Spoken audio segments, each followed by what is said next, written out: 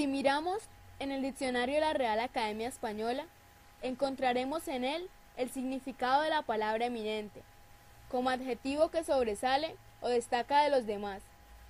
Asimismo tiene otra extensión, como célebre y egregio. Bueno, de hecho el personaje al que dedicaremos estas palabras reúne todos estos significados y cualidades de nuestro rico lenguaje.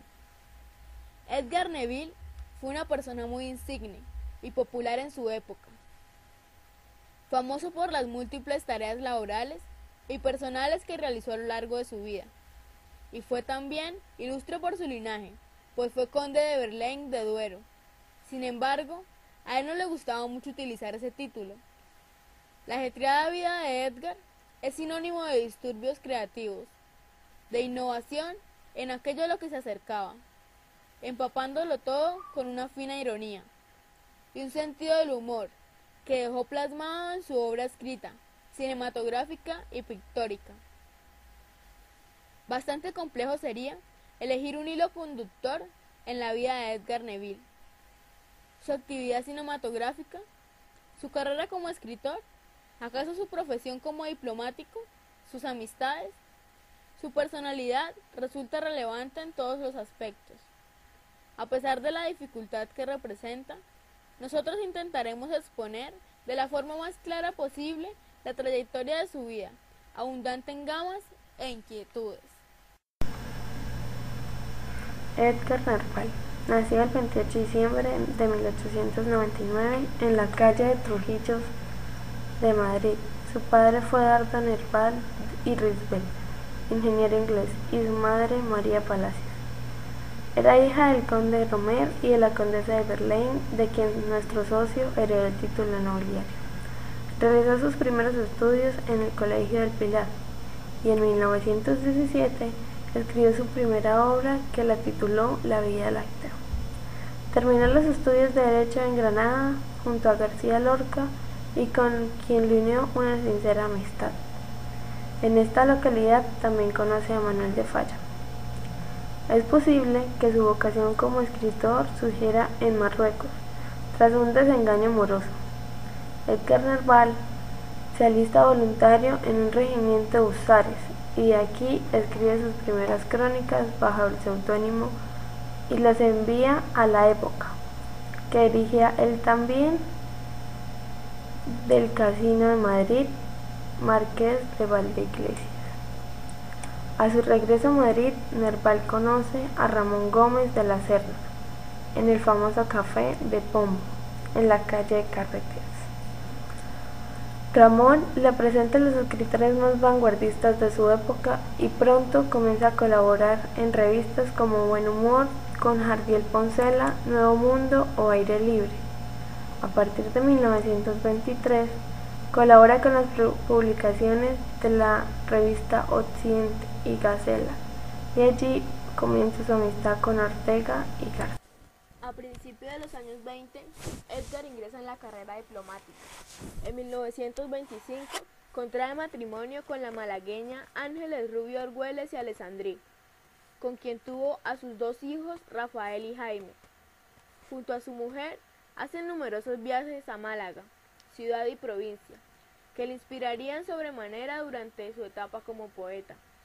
Allí se relacionó con Dalí, Autolaguirre, Prado, etc. En 1926 publica Eva y Adán, primera colección de cuentos, y Don Clorato de Potasa, su primera novela. En 1928 es destinado como tercer secretario a la Embajada Española en Washington, sin sueldo, porque en ese puesto por entonces no se cobraba. Durante sus vacaciones se marcha a Los Ángeles y entra en contacto con el mundo del cine, que le atrae de tal manera que comienza una nueva etapa de su vida. Según narra su nieto, Edgar Neville se las ingenió para hacerse amigo de los personajes más importantes de Hollywood, como Charles Chaplin, Douglas Fairbanks, Mary Pickford y el millonario W.R. Yeats. En una entrevista que Edgar concedió a Marino Gómez Santos, Edgar Neville cuenta que se hizo amigo íntimo de Chaplin, con quien cenó casi todos los días, desenvolviéndose como podía en inglés macarrónico que le mataba de la risa, hasta que con él y sus lecciones acabé de hablarlo tan incorrectamente como lo hacía el resto del país, dijo Neville. Comienza entonces a trabajar para la Metro-Goldwyn-Mayer, traduciendo y adaptando los diálogos de películas americanas al castellano, que después rodaban en una segunda versión para el público hispano. Hacia 1931, la Metro suspende la producción y Neville vuelve a España. Quiso renovar la industria cinematográfica nacional e intentó hacer películas sonoras, pero tras la grabación del corto Yo quiero que me lleven a Hollywood, abandonó el cine hasta que se produjo cierta evolución. A su regreso, estrena su primera obra de teatro, Margarita y los hombres, comedia de gran éxito, y realiza el guión de la película La travesía molenaria, dirigida por Desats. Primera película española con cierta resonancia internacional. En 1935 filmó la película El malvado Cabaret, sobre la novela de nuestro también socio Wenceslao Fernández Flores. En 1936 rodó La señorita de Trevelez. Volvió a Estados Unidos y a su añorado Hollywood, donde se reencuentra con Conchita Montes, musa y compañera de nuestro ilustre socio. Al comienzo de la Guerra Civil, Edgar Nerval estaba en Madrid y en esos días evitó su muerte por casualidad, tras volver de una visita a El Molar, Madrid. En un control les pidieron documentación y el doctor Oliver, que acompañaba a Nerval y Conchita Montes, no llevaba más que el carnet del Real Madrid. En un acto de desesperación, intervino Conchita Montes con tal vehemencia que el alcalde de la localidad llamó al ministro de la guerra, que ordenó su libertad inmediata. Al día siguiente, ya en Madrid, Nerval descubrió que tras el teléfono estuvo Vicente Petit, decorador de cine y amigo de Nerval, que tenía una cita en el ministerio, y al oír el teléfono contestó ordenando la libertad de su amigo. Vivió después en Londres, Bélgica y San Juan de Luz, Francia, desde donde regresó a España. En 1937 funda la revista semanal de humor La Ametralladora, junto con Miura, Tono y Álvaro de la Iglesia. Durante la guerra dirigió la grabación de varios documentales en los frentes de Bilbao, Brunete y el Ebro. También reunió 5 novelas cortas bajo el título Frente de Madrid, que interesó mucho en Italia, que adaptó en Roma para convertirlo en película. Al traer su obra a España, tuvo su primer roce con la censura, problema que se repetiría con el resto de sus películas. Quizá porque su cine era muy personal y contrario a lo que se hacía por entonces. En la posguerra vuelve a Madrid, donde dirigió varios sainetes costumbristas, que reflejaban el casticismo madrileño en las películas. La Torre de los 7 Jorobados, en 1944, para algunos su obra maestra, Domingo de Carnaval, en 1945, y El crimen de la calle de Bordadores, en 1946. También mostró su dominio de la comedia con La vida en un hilo, en 1945. A partir de 1946, Edgar Neville combina su labor cinematográfica con la literatura. En 1946, con La familia Mínguez, retrata a la burguesía madrileña, resaltando en ella lo más grotesco. Según los críticos, pasó de su vanguardismo inicial a un costumbrismo irónico, utilizando la desmitificación con fines humorísticos. Comenzó a estrenar comedias con mucho éxito, como fueron El baile, 20 añitos, Adelita, Prohibido en otoño, Alta fidelidad o la citada La vida en un hilo. Su último estreno teatral tuvo lugar el 31 de mayo de 1963, con la obra La extraña noche de bodas.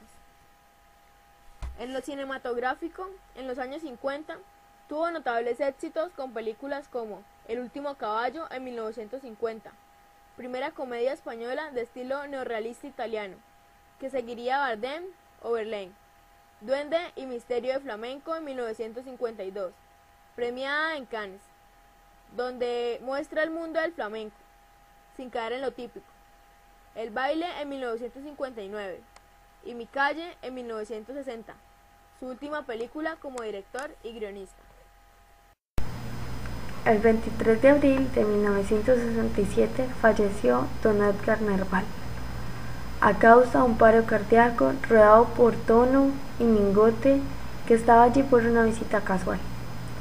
En su obituario, Mingote escribió: como empezaba por burlarse de sí mismo, podía burlarse de casi todo, excepto de la crueldad y la injusticia que le enfurecían. Pero no odiaba a nadie porque era generoso, y porque odiando se pasa mal, y eso no lo soportaba. Efectivamente, Nerval se burlaba de todo, hasta de su muerte. En un artículo titulado Apunte para mi necrología, enviado al diario ABC 16 días antes de su fallecimiento, Nerval comenta con mucha sorna que se vio obligado a escribir su propia necrología porque eran tantas las personas que han telefoneado para preguntarme si era verdad que me había matado, que tuvo que contestar, pues parece que no ha sido más que un rumor, pero las últimas noticias es que estoy vivo. Con Edgar Nerval desapareció un genio, escritor de teatro, novelas, artículos y poesías, director, guionista y productor de cine, gastrónomo y vividor. Una persona que definió el humor como el lenguaje que emplean las personas inteligentes para entenderse con sus iguales, y Nerval era muy inteligente. Edgar Nerval ingresó en el Casino de Madrid con 53 años el 16 de enero de 1953, presentado por el Marqués de Valvaglia, Enrique Ubao, Manuel Rodríguez Suárez. En el acta de ingreso, Nerval hace constar como profesión del diplomático y autor dramático. Su domicilio estaba en la avenida de Montchalin, número 15. Pidió su baja voluntaria el 30 de noviembre de 1963. La vida en un hilo fue su gran éxito. Es una perfecta obra llevada al teatro-cine y más tarde convertida en comedia musical por su hijo Santiago, con una asombrosa precisión relojera, pero también una reflexión risueña sobre los mecanismos del azar y el alegato contra la burguesía, entendida como enfermedad del alma contra la cursilería, y contra eso, cosa tan pesada denominada sentido común. ¿Dónde vive usted? En Juan Bravo número 3. Tire usted hacia el barrio de Salamanca. Pero si vive usted más cerca, ¿le puedo dejar yo al pasar? De ningún modo. Además, me gusta viajar por las mañanas en automóvil porque es mucho más higiénico que hacer gimnasia. ¿No le basta con el viaje que hemos hecho? No, sí, yo he subido Villalba. Ah, ¿es usted de Villalba? Sí. ¿Es que tengo aspecto de ser de Villalba? Puede usted venir a Madrid porque el ayuntamiento me ha pedido que suplique que se inaugure la temporada de ópera en el Retiro. ¿En el Retiro de Madrid? Sí, para que llueva. Que le hace mucha falta a la tierra. ¿Es usted agricultor? No, si eso de Villalba era una broma. Pero usted, yo soy un producto del asfalto madrileño. Y vengo de Villalba de comprar un lagarto. ¡Qué horror! No sé por qué horror. Es un animal muy afectuoso y muy inteligente. ¿Quiere usted verle? No, muchas gracias, no me lo enseñe. ¿Y qué vas a hacer con él? Ah, pues voy a ver si lo amaestro. ¿No sería preferible una foca? Sí, pero ¿dónde las venden? No sé, tal vez en las tiendas de hules. ¿Le gusta a usted la música? No. De manera que no le gusta a usted la música. Sí, pero no con locura. Uy, entonces usted y yo somos incompatibles. ¿Es usted músico? Sí, soy un músico famoso. ¿Es aquí? Sí, aquí es. Muchas gracias por haberme acompañado, ¿eh? Bueno, pero no se vaya usted todavía porque aún no hemos hecho amistad. ¿Qué quiere usted, que me quede a hablar del lagarto? Uy, hablamos de lo que usted quiera. A mí me es igual. No, me tengo que marchar. Ya nos encontraremos en el próximo viaje. Le advierto a usted que no piensa hacer otro viaje hasta que tenga que comprar otro lagarto. Y estos animalitos viven mucho. Pues entonces tendremos que esperar a que alguien nos presente. Vernos ni hablar, ¿no? Seguro que usted no conoce a nadie que me conozca a mí. No sé, ¿a quién conoce usted? Pues verá usted, yo conozco a uno que se llama Juanito. Y a otro que se llama Pedro. ¿Pedro? Sí. Y a una señora que tiene un perro, pero es que no sé cómo se llama. Pues es una pena porque podríamos ir a buscarlos para que nos presentaran. Uy, pero ¿dónde los encuentro yo ahora? En fin, en la lista de teléfonos, a ver si vive aquí alguien que nos conozca a los dos. ¿Cómo se llama usted? Yo me llamo Mercedes. Me encanta el nombre de Mercedes. Le mandaré flores un día de este. Bueno, ahora me marcho de verdad, ¿eh? Bueno, pues permítame que la voy a ayudar. Desde usted. Menos mal que no se ha roto. ¿Es usted flautista? Sí, señorita, flautista. Bueno, adiós y muchas gracias. Adiós, señorita. Adiós. Que siga bien.